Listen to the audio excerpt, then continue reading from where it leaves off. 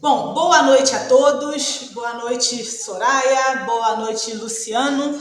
Estamos começando aqui com 10 minutinhos de atraso, porque o Jitsi, né, hoje está com um probleminha, não estamos conseguindo transmitir pelo YouTube, e apesar de estar gravando agora, não posso garantir que a gente vai conseguir de fato ter esse conteúdo gravado. Então, eu espero que o Luciano e todos que entrarem posteriormente possam usufruir deste maravilhoso conteúdo que teremos com a nossa queridíssima e ilustríssima Soraya Trino. Soraya, minha querida, seja muito bem-vinda mais uma vez e sempre. Você sabe que essa casa é sua, como diria Faustão, você já é sócia?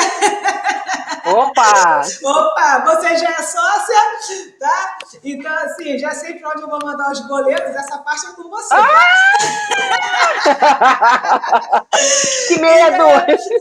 Eu estava falando com uma pessoa hoje, eu me lembrei disso.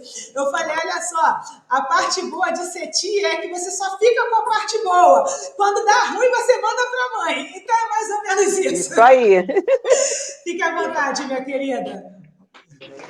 Boa noite a todos. Sejam muitíssimo bem-vindos à Sociedade Psicanalítica Mente Renovada, onde você vai degustar, você que vai assistir depois e que ainda não é nosso aluno, vai degustar um pouco da segunda parte da aula sobre Lacan, e você que é nosso aluno, mas eu não assisti a primeira aula. Quando é que ela foi dada? Essa primeira aula foi ministrada dia 12 de julho, e no nosso canal do YouTube, da Sociedade Psicanalítica Mente Renovada, você vai lá em playlist, clica nos encontros ao vivo, e aí você vai encontrar a aula de Lacan, a parte 1, onde eu faço uma apresentação, falo quem é Lacan, quando ele nasceu, como é que era a família dele, dou uma pincelada ali apresentando esse tão famoso e tão temido psicanalista.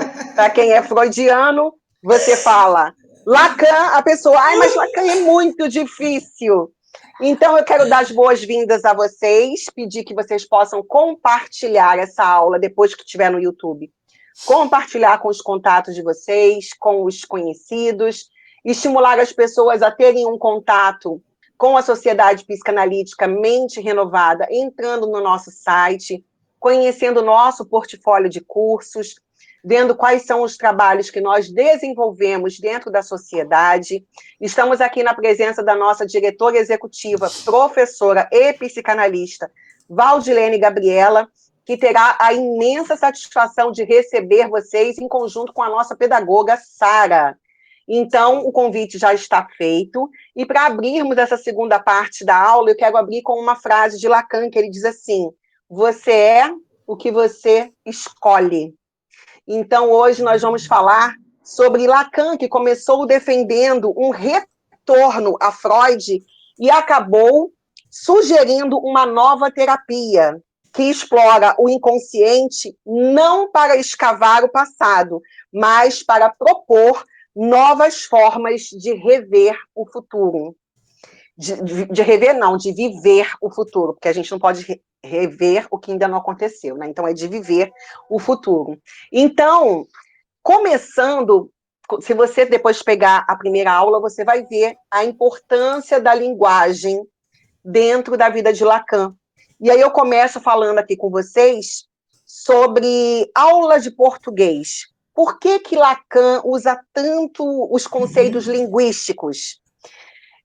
São constantes na terapia lacaniana, porque na mesma época em que Lacan investigava o ato falho de Freud, ele também investigava e acompanhava o linguista russo Roman Jakobson, que afirmava que a linguagem era uma fonte com grande potencial criativo.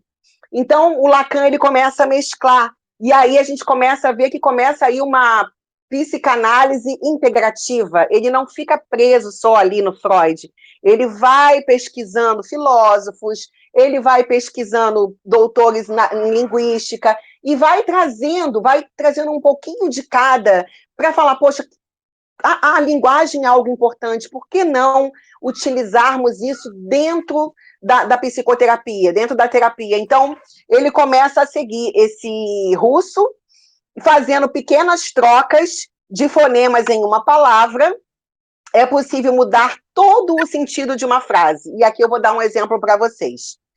Vamos supor que você trabalhe em uma empresa e você pega um café e vai ver o que os seus colegas trouxeram. Né? Você trabalha numa empresa grande, ali tem uma área de convivência, tem um lugarzinho ali para você tomar café. Aí a Valdilene, ela traz bolo de milho, o Luciano traz bolo de chocolate, o outro colega traz biscoito de maisena, o outro traz creme crack, o outro traz um iogurte, cada um traz uma coisa, junto, faz meio que tipo um piquenique ali, e todo mundo compartilha e acaba comendo ali daquele café.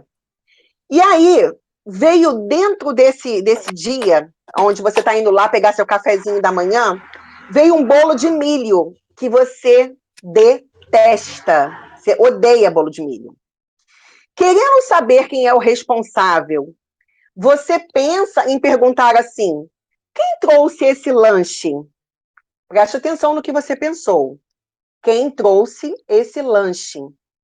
Só que na hora que você vai verbalizar o que você pensou, você diz assim: quem trouxe esse lixo? Você entendeu aí o que você pensou e o que você falou? O ato falho? E o porquê disso?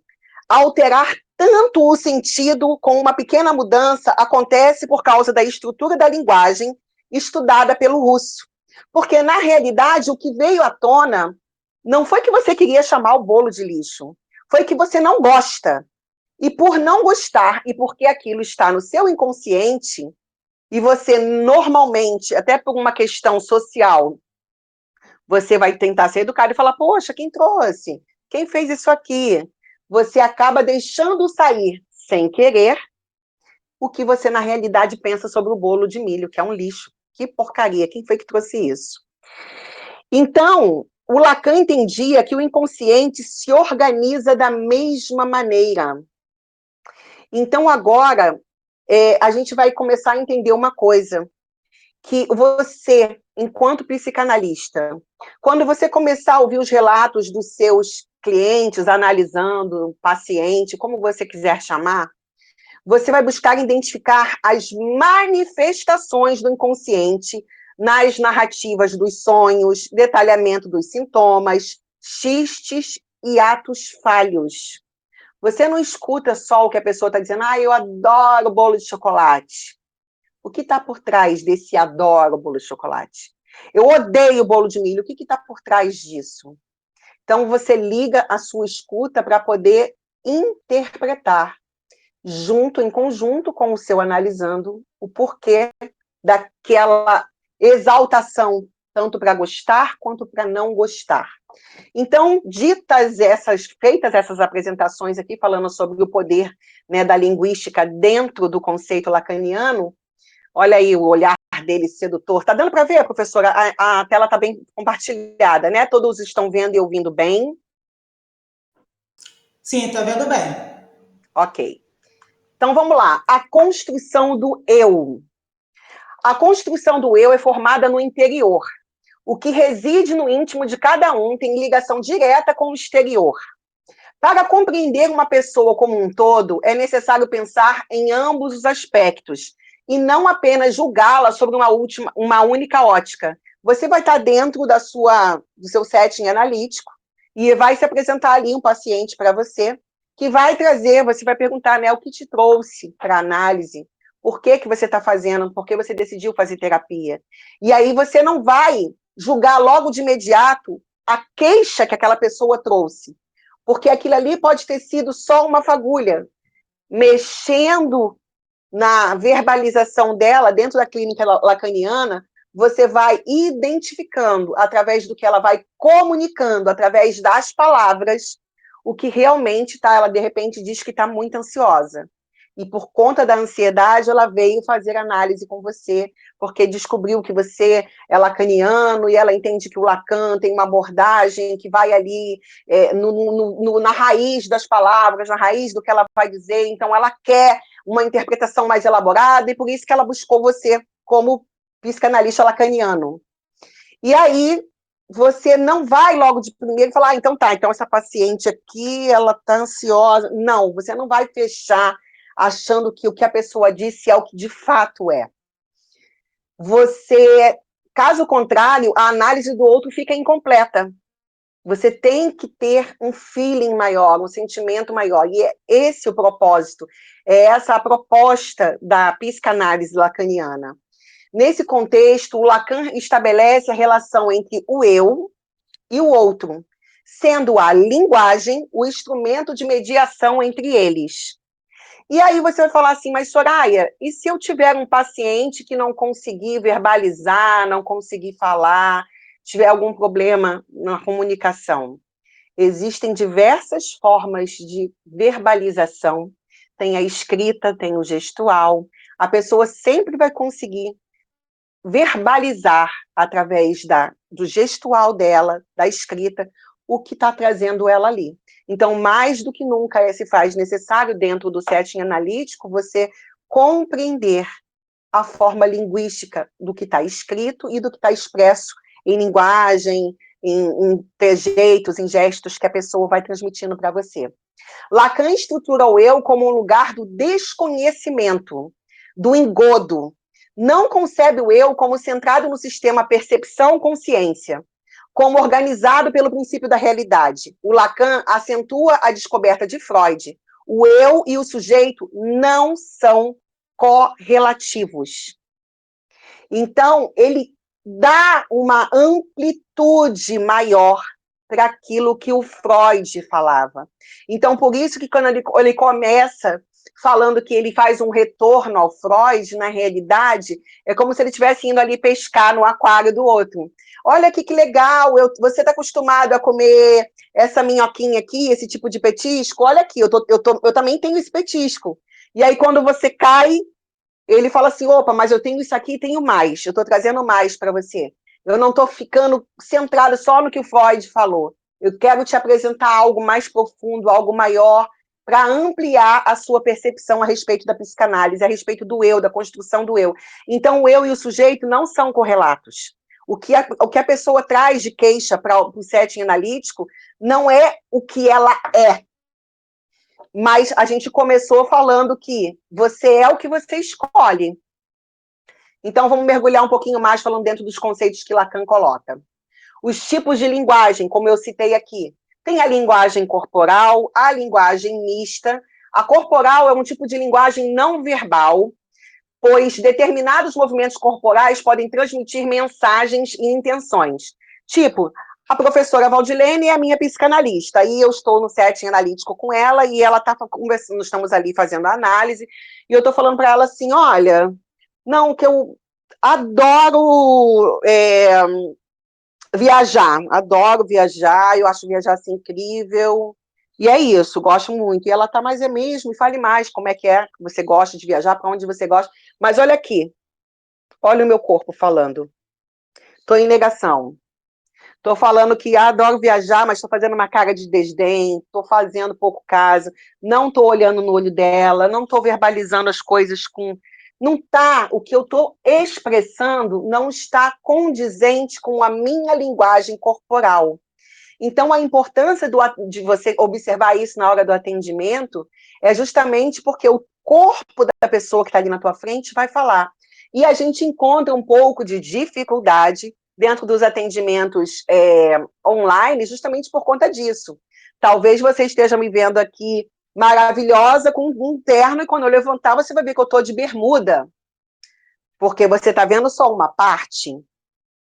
Então, no ao vivo, no trato com a pessoa ali, no seu consultório, você vai ter essa possibilidade de visualizar de forma melhor se a pessoa está balançando a perna, se ela está olhando para o nada e falando outra coisa, se ela está sempre em negação com o corpo. E eu não estou dizendo que se o ambiente estiver frio, a pessoa estiver de braços cruzados por causa do frio, não é isso, você tem que interpretar o porquê daquilo ali, se aquilo causou um desconforto por conta da sua pergunta, por causa da abordagem, porque ela começou a te narrar uma coisa que trouxe desconforto para ela, então a gente começa a observar isso através dos tipos de linguagem. A linguagem mista é quando tem o uso da linguagem verbal e não verbal ao mesmo tempo. A pessoa está dizendo, Valdilene, eu fiz uma viagem incrível, foi fantástica, e aí eu fui para a Torre Eiffel, e aí eu vi Paris inteira e tal. E aí você está vendo que há uma concordância com aquilo que eu estou verbalizando, que eu estou trazendo para o setting analítico, está condizente com a alegria, com a minha empolgação, com o meu gestual, porque você está vendo que ali tem uma linguagem mista, e eu estou verbalizando, e eu estou interagindo com o meu corpo, com o meu olhar, com as minhas expressões, e tudo está condizente. Eu estou dando exemplos legais aqui, porque no setting analítico você vai ouvir N coisas complicadas, né? E a gente não está aqui querendo destilar um rosário de coisas ruins e difíceis, mas a gente sabe que o que as pessoas normalmente trazem para o setting analítico não é contar viagens maravilhosas, mas às vezes contar coisas que estão acontecendo, ou que aconteceram, ou que ela teme que aconteça em sua vida. Que é justamente isso que a psicanálise lacaniana se ocupa. Não de mexer lá no inconsciente, no passado, para buscar por que foi que você não gostou de comer biscoito, não, mas por que você lá na frente não quer comer biscoito. O que te leva a isso? Então, partindo da evidência, embora um pouco focalizada até então, de que a psicanálise opera através de um meio, a palavra do analisando, o Lacan estabelece na obra de Freud a relação iniludível entre diversas formações do inconsciente e a linguagem através da qual elas necessariamente se manifestam. Até que, embora pareça complexo, vocês estão conseguindo compreender, querem falar algo, perguntar algo, pode levantar a mãozinha, e a professora Valdilene faz a mediação aí. Ninguém com dúvida? Maravilha, então a gente vai fazer uma prova caprichada no módulo Lacan, porque todo mundo entendeu. Show de bola. Ainda bem que eu passei nessa fase. Não é? E deixa eu falar uma coisa bacana para vocês, a nossos alunos que vão ficar até o final aqui dessa aula. Depois eu vou compartilhar um livro do Lacan em PDF dentro do nosso WhatsApp, do nosso grupo de estudos, para que vocês possam depois fazer uma degustação do livro, ler, ter um pouco de contato com um pouco da leitura do que Lacan escrevia. Então, eu vou estar compartilhando com vocês depois, ao final da aula, tá bom? Então, Perfeito. vamos lá. Soraya, Pode perdão, falar. você falou, eu lembrei. Eu também vou compartilhar aqui, daqui a pouquinho, a nossa lista de presença, tá? Então, Ótimo. A partir de hoje, assistiu 4 aulas, na sequência, vai ganhar um certificado, tá bom? Depois... E vamos bater palma, ó. Isso aí, Luciano. Excelente. Então, vamos continuar aqui. Ó, subindo as palminhas. Tipos de linguagem. Para Lacan, o discurso psicanalítico renovou a questão do saber colocada por Descartes, pois a análise veio nos anunciar que há saber que não se sabe. Um saber que se baseia no significante como tal. Considerando o inconsciente como um saber, o Lacan afirma que o ato falho é, com efeito, um ato bem-sucedido. Por que ele diz que é bem-sucedido? Poxa, mas que grosseria! Eu trago café todos os dias aqui na empresa para vocês, de livre e espontânea vontade, com o maior carinho. Faço um bolo de milho e você pergunta quem trouxe esse lixo? Isso é um ato falho. Como isso pode ser bem-sucedido?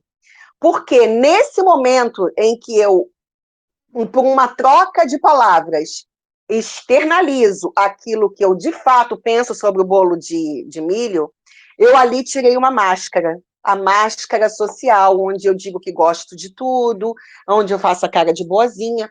Então, dentro deste ponto de vista, o Lacan, ele diz o quê? Que o ato falho é ótimo, é uma coisa bem sucedida, porque você tirou a máscara, falou a verdade, mas foi uma grosseria, ok, você pode pegar e falar, gente, desculpa, foi mal. Saiu o lixo, porque, na verdade, eu não como bolo de milho. Eu acho, assim, horroroso. Mas, para quem gosta, tá tudo certo. Então, ali, eu já apresento para as pessoas quem, de fato, sou. Quebrei aquele conceito social de que eu tenho que fazer, gostar de tudo, e pegar até um pedacinho do bolo e comer sem vontade. Não somos obrigados a nada. Não somos obrigados a fingir que gostamos ou não de alguma coisa só para poder agradar os outros.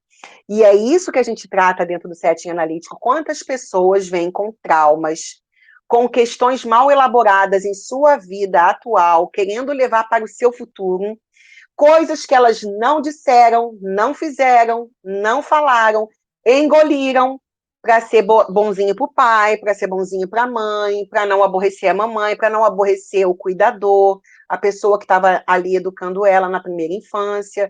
E aí ela pensa que ela tem que continuar perpetuando esse comportamento silencioso de mordaça para que no meu futuro eu possa me dar bem, porque se eu mostrar quem eu sou de fato, pode ser que as pessoas não gostem de mim. E aí, por esse medo de demonstrar quem é, a pessoa acaba, de fato, não sabendo quem ela é e não construindo um futuro diferente do que foi o passado. Conseguiram pegar aqui? Por que ele diz que o ato falho é um ato bem-sucedido? Conseguiram captar isso? Posto que através da verdade do sujeito se desvela ainda que a revelia do eu não falou porque estava com vontade de falar, ou seja, aquilo que o analisando não quer falar, o inconsciente revela pela linguagem. O que Freud suporta como inconsciente supõe sempre um saber, e um saber falado. Alguém quer fazer algum comentário, professora Valdilene, alguma consideração a respeito? Não? Não, eu não. Luciano? Quer falar? Tá tudo bem? Então, não estou conseguindo ver o restante do pessoal, deixa eu dar uma andadinha aqui. Andressa, Janaína. Luciano gostaria de falar. Pode falar, Luciano. Quando ele fala do ato bem-sucedido, né? Eu entendo que seja até para as duas partes.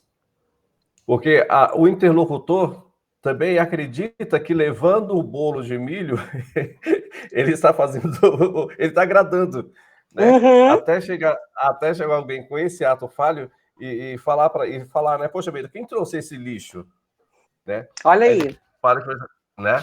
Então, na cabeça dele, ele fala assim, poxa vida, então eu estava pensando que estava agradando, porque na outra empresa que eu trabalhava todo mundo gostava. Isso. Então fica aquele processo repetitivo, né? Que é onde você fala da mordaça social. Uhum. Né? Não quero machucar, não vou magoar. Eu trouxe uma vez, uma pessoa gostou, eu ampliei aquilo para a empresa inteira. Achei que todo mundo gosta. Achei E que não todo é mundo assim. gosta. E aí a pessoa vai repetindo e não sabe. Por exemplo, você é casado, aí você todos os dias leva uma rosa para sua esposa, porque você acha que levar rosa para ela é romântico, que ela vai gostar. E a sua esposa passa 10 anos do seu casamento falando: ai, amor, obrigada. Ai, adorei. Aí um dia, do nada, ela fala: ai, meu Deus, já vem essa rosa de novo. Não suporto essa flor, eu queria ganhar um girassol. Aí você, poxa, mas tem 10 anos que eu te dou rosa e você nunca verbalizou, você nunca falou. Por que não falou?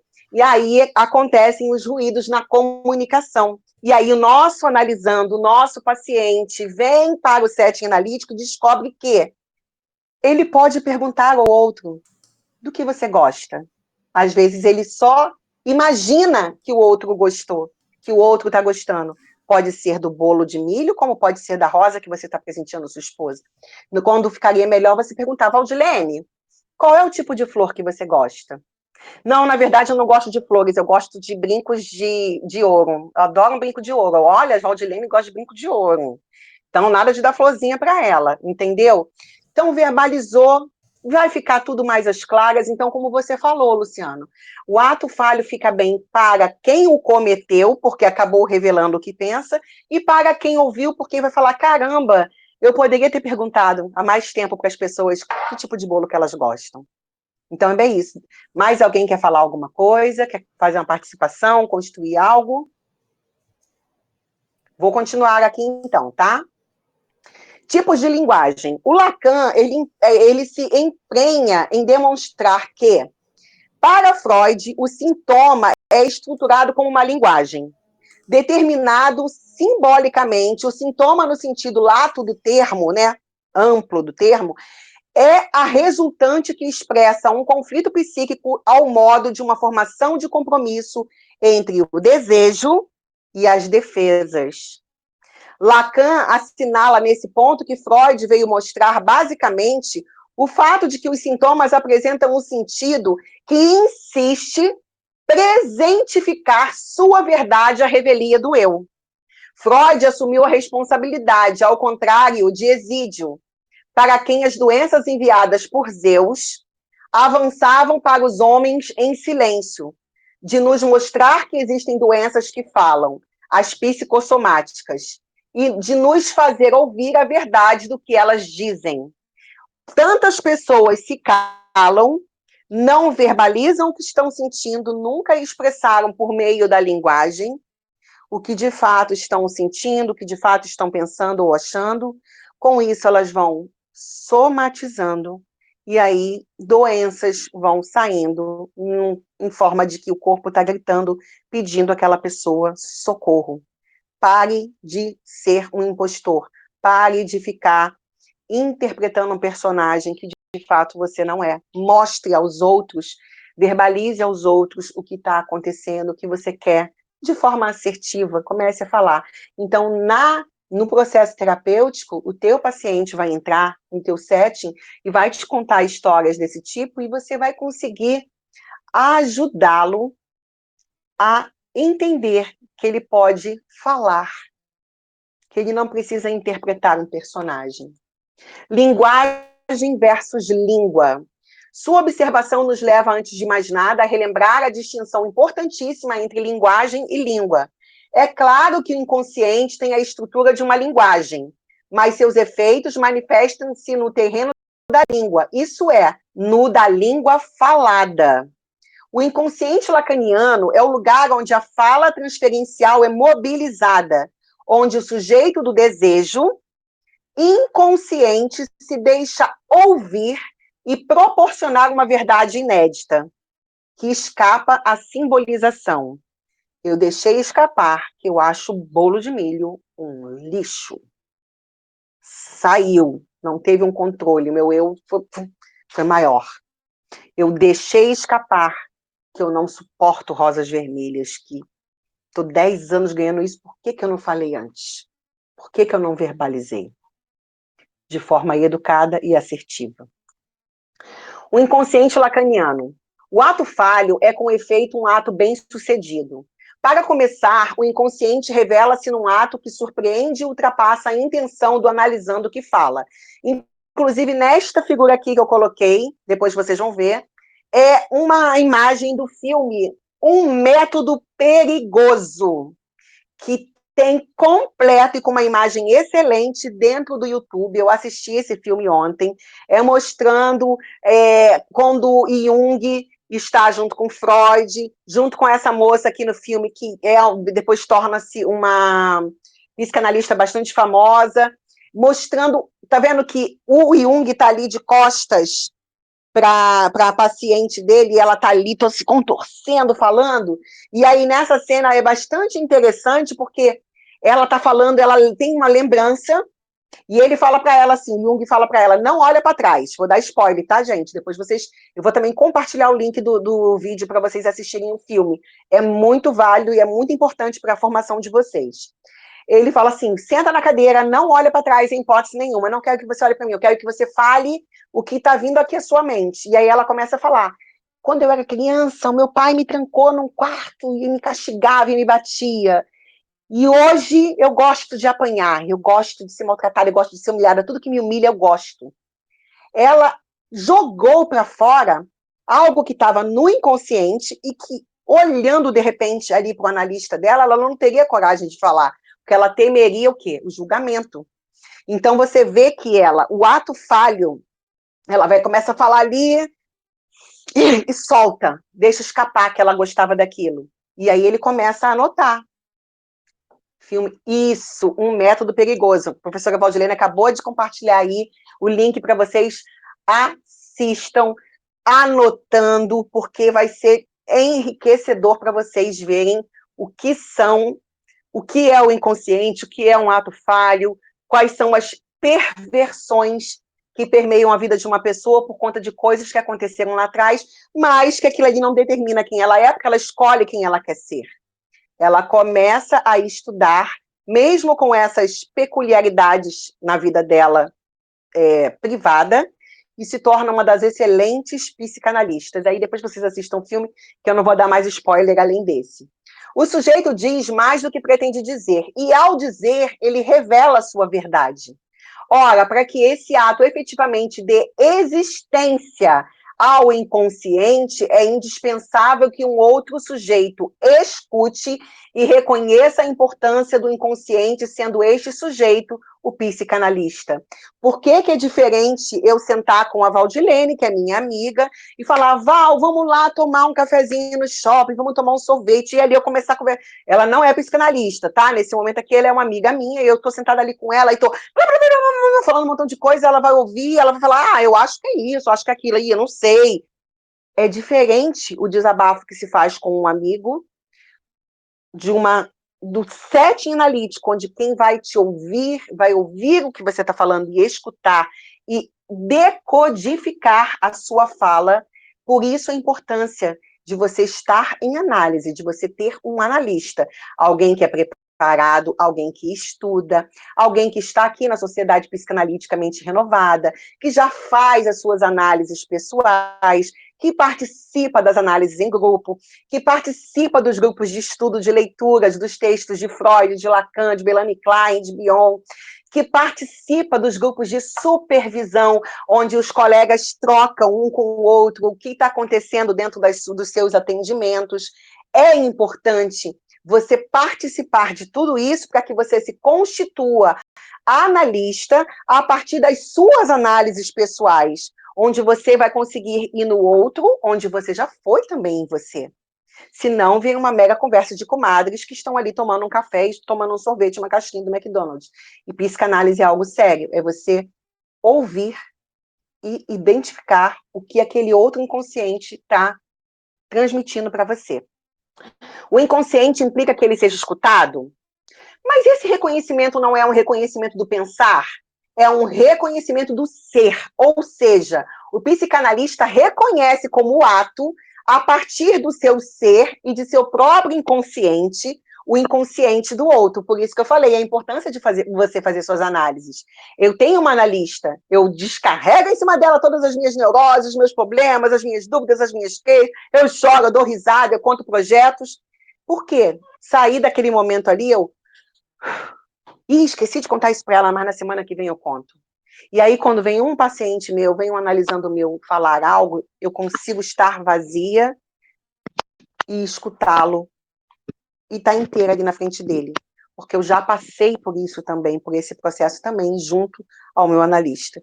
Então, essa é a importância das análises pessoais, das análises em grupo, de você fazer todo o seu percurso analítico dentro da Sociedade Psicanaliticamente Renovada, onde a gente está o tempo todo disponibilizando e falando, olha, gente, quem já está em atendimento, participem das supervisões, participe, faça suas análises pessoais, esteja disponível quando entrar em análise, não fique, eu não vou falar com a professora Valdilene, não, porque ela é minha professora e ela está me analisando, então eu não vou contar para ela que eu como potes de sorvete, 10 potes no congelador, eu não vou contar para ela, porque senão ela não vai querer que eu me torne psicanalista na sociedade dela, porque eu contei isso para ela quando ela é minha analista. Não, quando a pessoa está em análise, ela está ali para te escutar mesmo, não importa se você comeu 10 potes de sorvete, o que foi que você fez ou deixou de fazer, é nesse momento que você fala, e quando você fala, você se liberta, porque a psicanálise é a cura pela fala.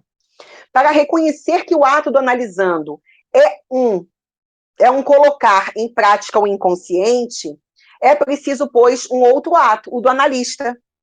O analista reconhece o inconsciente no analisando que se expressa pela linguagem. Tá vendo como é que precisa de um analista? Precisa de uma pessoa preparada? É diferente de você fazer um desabafo com um amigo. Então, esses conceitos que Lacan traz dentro da clínica lacaniana é basicamente isso aqui. Significante, significado e signos. Significante, mesa. Qual o significado quando eu falo mesa? O que vem na tua cabeça na hora? Tem uma coisa quadradinha que a gente coloca o notebook em cima, coloca o prato, coloca a garrafa d'água. Na hora que eu falo a palavra mesa, você já entende o significado do que é uma mesa. Então, o significante seria a parcela material do signo linguístico. Quando fala signo, gente, não é leão, Áries, touro, gêmeo, não. Signo linguístico, o que você vai falar. O som da palavra, por exemplo, é um signo linguístico. Já o significado seria o conceito, o sentido, a ideia associada ao significante. Quando eu falo mesa, você imediatamente. É como a gente faz uns testes e fala assim: não pensa no martelo vermelho. Na hora você pensa. Não pensa no elefante verde. Na hora você pensa. Porque o signo linguístico que eu pronunciei, como já tem um significado para você, você sabe o que é um martelo vermelho, você sabe o que é um elefante, embora você nunca tenha visto um elefante verde, a não ser o Jotalhão da Turma da Mônica, que é pintado de verde, você, na hora que eu falo, você imagina, vem no teu imaginário, porque é algo com o qual você já teve contato. O signo é composto de significante mais significado. Aquilo que eu verbalizei é composto daquilo. O martelo vermelho, você já sabe o que é martelo vermelho. Você entendeu o que é o significante e o significado daquele signo linguístico, daquela palavra que eu estou verbalizando para você.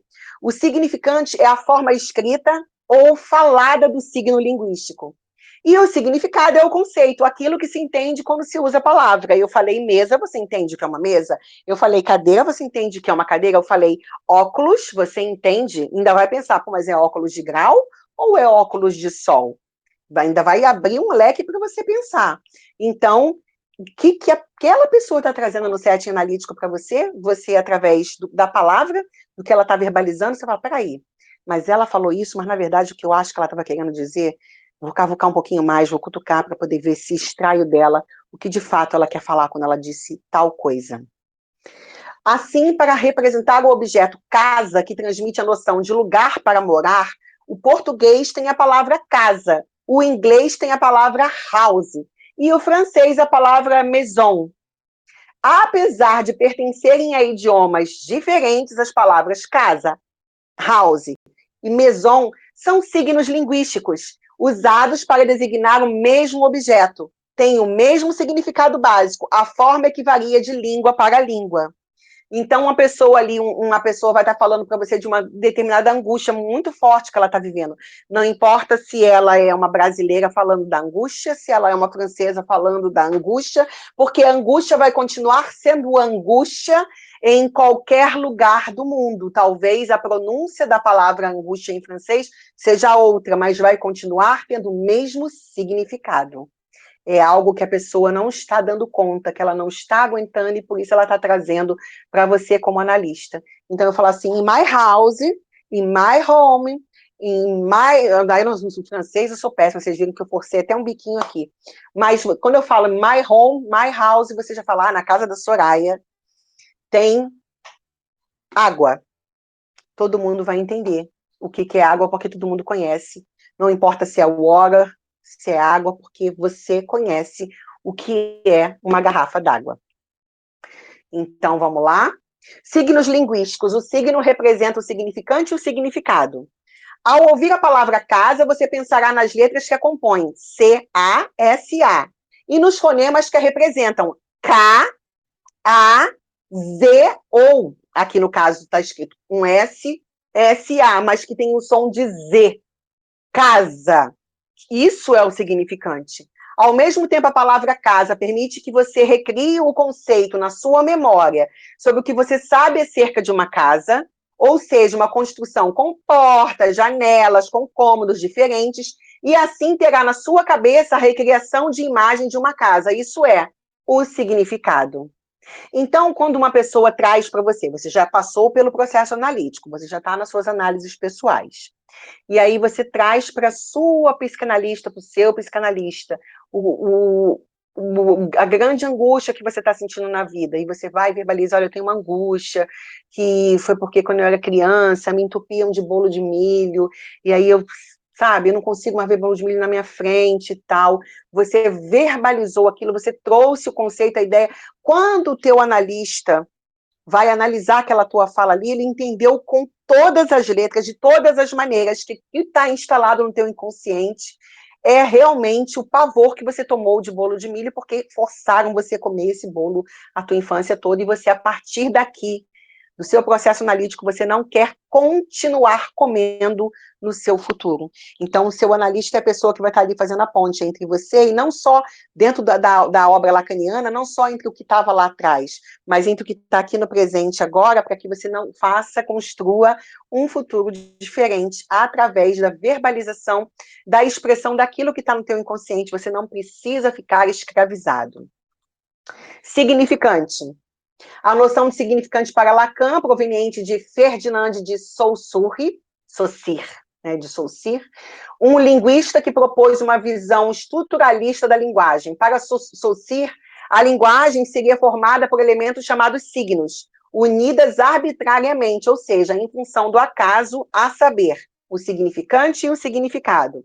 Em relação aos signos, são instrumentos da atividade psicológica do indivíduo, com papel semelhante ao dos instrumentos de trabalho, ou seja, auxiliam a mente a tornar-se mais sofisticada e o comportamento mais controlado. São signos as placas, os desenhos, a linguagem falada e escrita, conceito de imagem acústica, som, letras.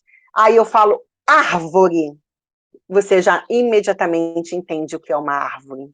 Talvez você fala, qual árvore? A árvore da vida, uma árvore de goiaba, um pé de manga, qual árvore? Mas vocês, na hora, já sabem o que significa uma árvore.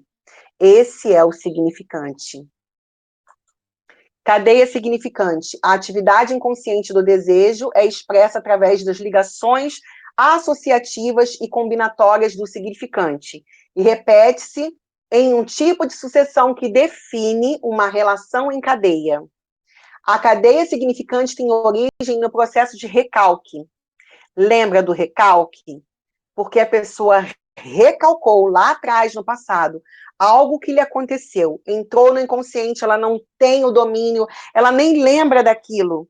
E a partir de então, os significantes conscientes e inconscientes são tecidos em conjunto, as duas funções que geram significados. Exemplo, a pessoa que disse que acha bolo de milho um lixo, mas aí você fala, mas por que você acha bolo? Está dentro do setting analítico e você está ali com o teu Valdilene me falando.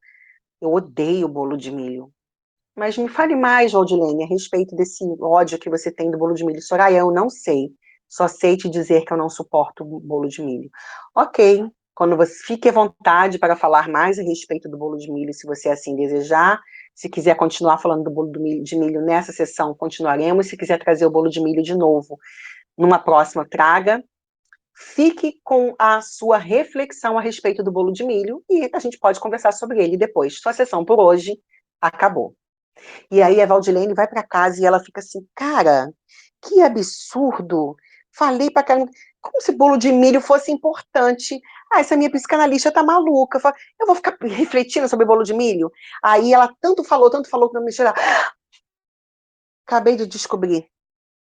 Veio agora a imagem na minha mente direitinho de quando a minha tia Joaninha, junto com a minha tia Begônia, fazia um bolo de milho e dava bolo de milho no café, no almoço, no lanche, na janta. Ai, agora eu descobri por que eu odeio bolo de milho. E aí ela vem para outra sessão e fala, descobri. Descobri o quê, Valdilene? Descobri porque eu não gosto do bolo de milho. Ah, é mesmo? E me conte mais sobre isso. O que foi que aconteceu? Ah, minha tia Joaninha, junto com a minha tia Begônia, fazia um bolo de milho direto, me dava. Então, por isso, eu nem lembrava disso, olha só. Nem consegui me lembrar dessa imagem na minha mente. Por quê? Estava recalcado.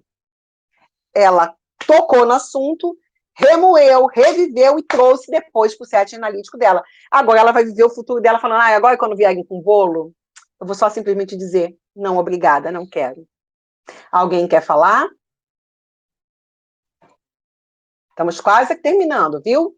Condensação... Só um minutinho, eu quero falar. Não levantei a mão agora. Fala. Pessoal, assinem aí a lista de presença, tá ok? Não esqueçam de assinar. E eu estou rindo aqui, Joaninha, Begônia.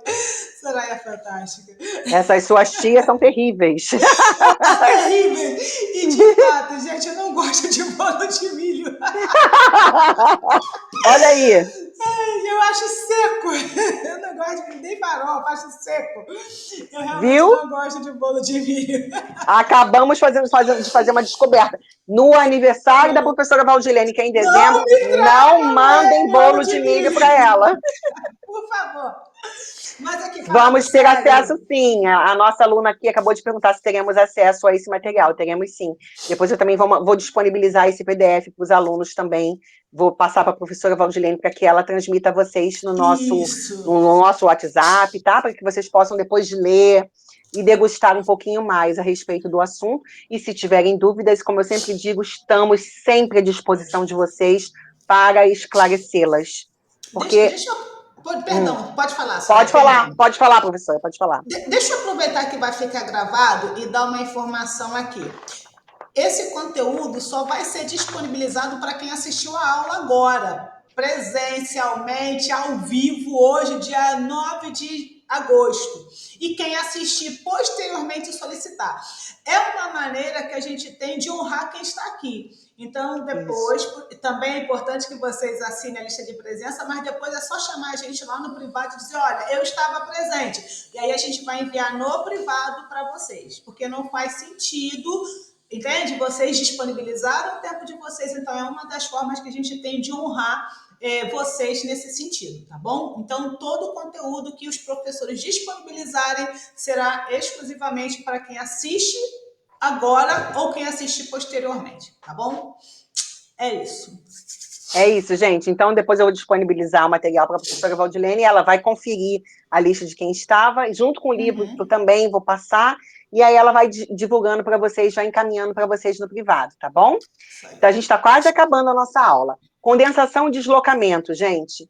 Na vasta maioria dos casos, o sonho manifesto é uma versão altamente condensada dos pensamentos, sensações e desejos que compõem o conteúdo latente do sonho.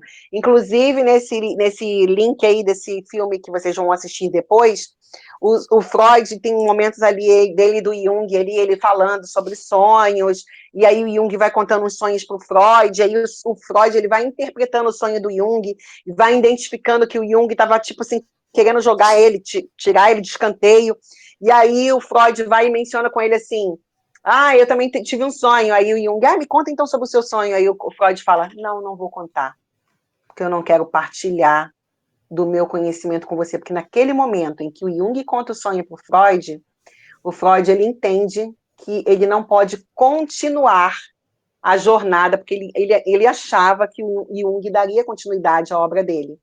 Mas aí depois ele entende que o Jung está querendo ir para um outro caminho. E aí ele, nesse pedaço do sonho do filme, é muito interessante ele mencionando isso. Então ele consegue interpretar. Então a interpretação dos sonhos do Freud foi algo realmente grandioso. Então o sonho é uma condensação. Várias pessoas ou elementos do conteúdo latente costumam aparecer no conteúdo manifesto como uma única pessoa, mas com as características condensadas de cada uma delas. Talaferro dá um exemplo de como isso acontece. Um homem sonha que está dirigindo um caminhão e que, ao dobrar rapidamente uma esquina, atropela e mata um homem de meia idade. Ruivo, que está de calça listrada e paletó verde. Interpretando o sonho, verifica-se que o sonhante dera curso na vivência onírica ao seu desejo, logicamente reprimido, de tirar do caminho um indivíduo que tinha calças listradas, um homem que usava sempre um paletó verde e um parente que o fizera sofrer durante a infância, que era ruivo.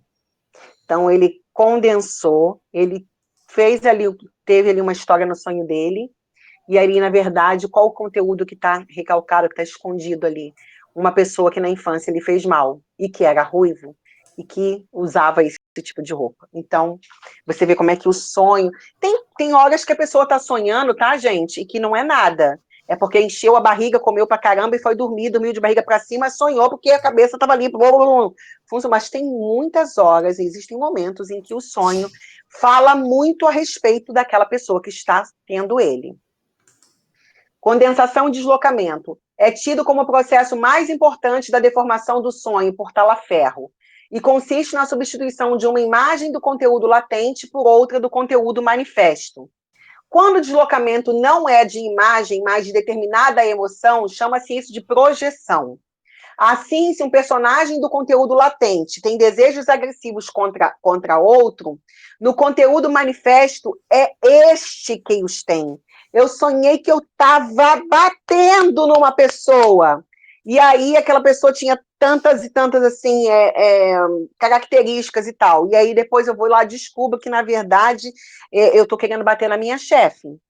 E aí, como eu não posso fazer isso, eu não posso dizer isso, então que meus boletos sempre vencem, eu não posso fazer tal coisa, eu sonhei que eu estava batendo numa pessoa que tinha aquela outra característica.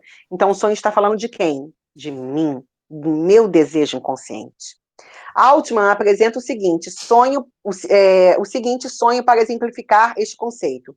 Eu estava de pé num lugar muito definido de uma casa muito bem definida. Era a casa em que vivíamos quando o meu irmão nasceu.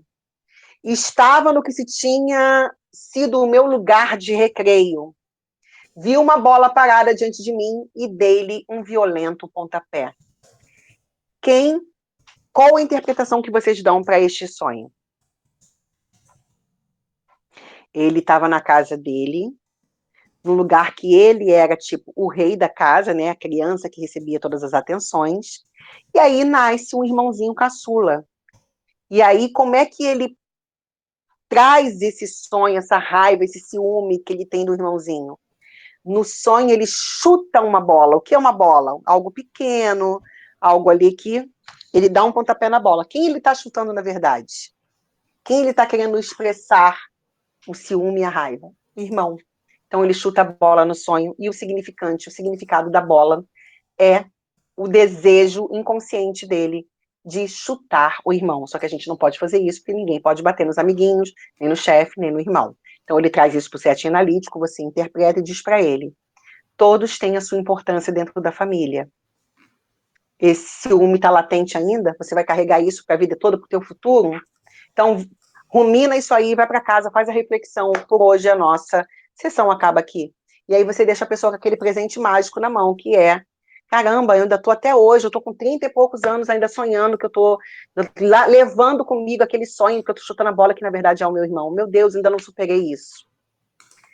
E o real, simbólico e imaginário, muitos anos depois, no seminário RSI, Lacan irá mostrar que os três registros, real, simbólico e imaginário, não podem ser isolados, uma vez que se apresentam unidos de modo indissolúvel na topologia do nó borriano ou cadeia borriana, tipo de modelação em que os elos, pelo menos 3, estão amarrados um ao outro de tal forma que, se contarmos apenas um deles, todos os outros se desligam simultaneamente. Pode-se observar ao longo do ensino de Lacan um deslocamento da ênfase que é posta em cada um dos registros, caminhando de início do imaginário para o simbólico e, finalmente, desembocando no real. Ou seja, não tem como você falar, não, o símbolo disso aqui, não essa palavra. Não, está entrelaçado, os três. O significado disso, um sem o outro, está incompleto. Ah, eu sonhei com uma bola, tá, e o restante do sonho? Não, só lembro da bola. Não, mas então você não está me trazendo muitos elementos, eu não tenho como trabalhar com você isso aí, porque se a única coisa que você consegue lembrar do seu sonho é uma bola, tente lembrar outros detalhes, maiores detalhes, para que possamos trabalhar isso na análise. Só com uma bola que você viu no sonho fica vago. Bola pode ser que você foi na loja, passou numa vitrine, viu uma bola e aí registrou e você tá... Entendeu? Não tem como uma coisa ficar sem a outra. O real é o registro psíquico, que não deve ser confundido com a noção corrente de realidade. O real é o impossível, aquilo que não pode ser simbolizado e que permanece impenetrável no sujeito. Essa é uma observação de Braga, um livro de 1999, na página 2.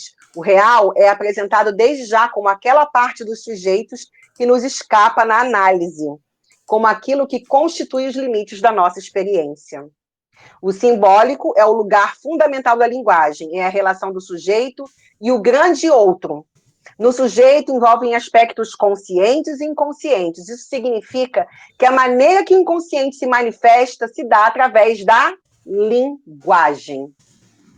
Ele também descreve como simbólico, já que é por meio dela que o sistema de representações baseadas em significantes determinam o sujeito à sua revelia.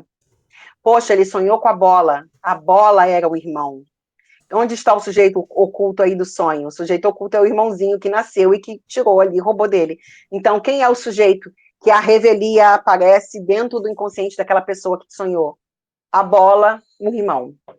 É por meio desse sistema simbólico que o sujeito refere-se a si mesmo ao usar a linguagem. O simbólico tem a ver com o saber em jogo na própria experiência psicanalítica. Ele é responsável pelas transformações tão profundas para o sujeito. A partir da constatação de que a análise retira sua eficácia do fato de que se desenvolve integralmente em palavras, Lacan questiona o que é a palavra, o que é o simbólico. Para ele, é precisamente a falta de se colocar em tal questão que os psicanalistas acabam por conceber a análise como algo emocional. O imaginário é um registro psíquico correspondente ao ego, o eu do indivíduo. O indivíduo busca no outro pessoas, amor, imagem, objeto, uma sensação de completude, de unidade. No entanto, o outro não existe para desenvolver a imagem que o ego, o eu, quer ser sustentado. São as projeções que as pessoas fazem que o teu analisando vai trazer para dentro do setting analítico. Poxa, ela idealizou uma pessoa, vestiu aquele... nem deixou a pessoa mostrar quem ela é de fato. Então ela idealiza assim, ai, eu tô vendo aqui o Brad Pitt, ele deve ser maravilhoso, ele deve ser carinhoso, porque eu gosto de homem carinhoso, então ele deve ser carinhoso. Ele deve adorar conversar sobre psicanálise, porque eu gosto, então ele deve também. Então a pessoa vai idealizando ali, vai jogando naquele outro, no indivíduo, todas as coisas que ela está elaborando, que ela está sonhando ali para ela, que ela está idealizando ali de imagens, de coisas naquele relacionamento.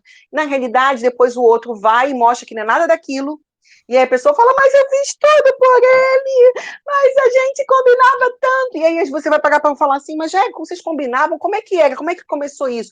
Não, e aí a pessoa vai te contar que ela nunca de fato conheceu aquele outro que estava ali na frente dela, ela idealizou, ela projetou, ela lançou aquela imagem em cima do outro e depois ela se decepciona com o quê? Com a imagem que ela projetou, com aquilo que ela usou no imaginário dela. Ela não viu o que é real. E aí, por isso que tantas pessoas hoje em dia vão te procurar no teu consultório com relacionamentos tóxicos, relacionamentos abusivos, e aí você tem que estar com a sua escuta muito bem preparada para você identificar o que é figura de linguagem, o que o simbólico, o que o imaginário daquela pessoa está trazendo para você realmente trabalhar com ela. Ao invés de você pegar e logo falar assim, esta paciente